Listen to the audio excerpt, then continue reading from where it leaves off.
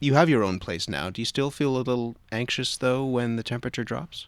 I am. I find myself preparing for winter in a different way than most people. I got gathering sleeping bags and that I don't need because now I have a home. But that's something that you do just out of routine. Yeah, it's a habit forming, I guess. It's hard to break the cycle. What else would you do? I find myself gathering food, in large quantities because sleeping overnight, you need a large quantity of food to keep you warm. Your body burns a lot of fuel in the cold weather. When you were out on the streets, where did you sleep?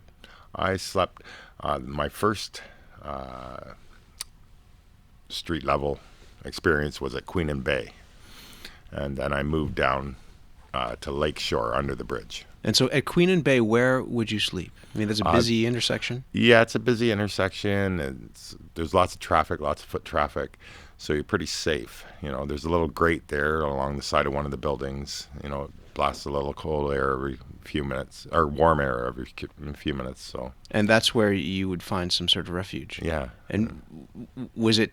You say safe, but I mean, it's a busy street, but you could be kicked out of that area? You could, yes. If you're on a private property, or if you're on public throughway, the police will come and remove you. So. What was your routine like? I mean, just walk us through a daily routine for you. Well, typically I wouldn't stay there during the day, during open business hours, because it's a busy building. But I'd go there in the evening. But during the day, you got to go and eat, right? So you get up, fold up your bed, stash it somewhere. Now, and just, I mean, practically, what time? The sun comes up at about, 7 o'clock or so, just before 7. So what time? The streets start to get busy. What time would you get up? About the same time. Well, the business is open around 9, so I'd get up around 7, start folding up my bed, stash it behind the building, and walk to the nearest breakfast program that there was. Usually. It's about a 6-block walk, and then sometimes it's across the street. Always good haul.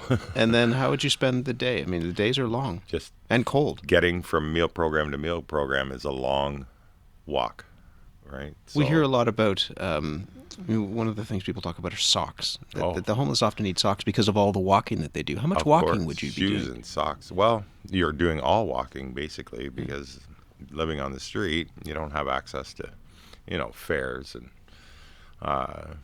there's nobody to pick you up and drive you anywhere, so you are walking a fair distance every day. You're always on your feet, and if you do like I did to earn extra money, panhandling is more walking. You're constantly on your feet. You're wearing out your shoes. What is that like to ask someone for money and have them just walk by you and pretend that they didn't even see you or hear you and that you don't exist? It's a very humbling experience. It's very, very hard. I try not to focus on the ones who don't give, because that could be a cultural thing or ingrained in them. I try not to focus on those people. The benevolence of this city and the people in it is incredible. The Torontonians are very giving and very generous for the less fortunate. And yet there are a lot of us, though, who, again, will just walk by. Walk right by, yeah. There are, but... Not even look. Just kind of look away or look at you and then walk by. If you don't see it, it doesn't exist, right? If you pretend it doesn't exist, it doesn't affect your life, right? So... What do you think those people who walk by should be thinking about on a day like today? It's 1 degree. It's 10 to 8, sunny skies, but it's going to be cold for the next little while. It's very cold. Yeah, anybody who's thinking that the less fortunate don't need warm places or warm clothing, well, that's unfortunate for them. They should rethink their position, maybe give a little more thought to those that are less fortunate. You are volunteering now at the Weston King Neighborhood Center. I am. And one of the reasons why you're there is you're helping people out with their income tax. And this comes out of work that you used to do. Yeah, that's the majority of my experience was in the accounting field and in income tax. So now I'm helping people reorganize their financial situation, get their income tax filed and get their money flowing back in, because it doesn't matter. Every little bit of funding helps, when you're in a poor situation. How does that feel to be back in that world? Oh, it feels good to help other people, rather than being helped all the time. But using those skills that you have as well. I mean, this is Yes. work that you're familiar with. This is Yes, work it that is. you're good at. Yes, it is. Would you ever see yourself going into that in a full-time capacity again? I mean, given it's early days, but is Yeah. that something that you would want to try and do? I would not full time. Yeah. I would consider it, to my what I'm doing now on a volunteer basis, assisting others, right? But I don't think that full time work is in my immediate future. I still have a long way to go. I'm struggling with addiction and some health issues, so that's.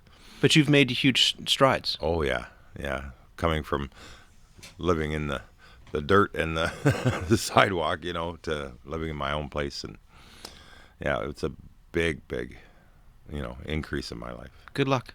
Thank you. And stay in touch. I think one of the things that's important is it's easy for people to I mean, I talked about cognitive dissonance, this idea that people can walk by somebody and not see them. Yeah. They know that they're there and they're not there. When you talk to them, when you hear their stories, those people become Real. in their own eyes, and to hear your own story, I think, is really powerful. So I hope we have the chance to talk again. Very good. Thanks so much. Thanks, Matt. Carl Tebo, volunteer at the Weston King Neighborhood Center. For the first time in several years, he is in a place of his own as the cold weather approaches. We will chat with him over the course of this cold season.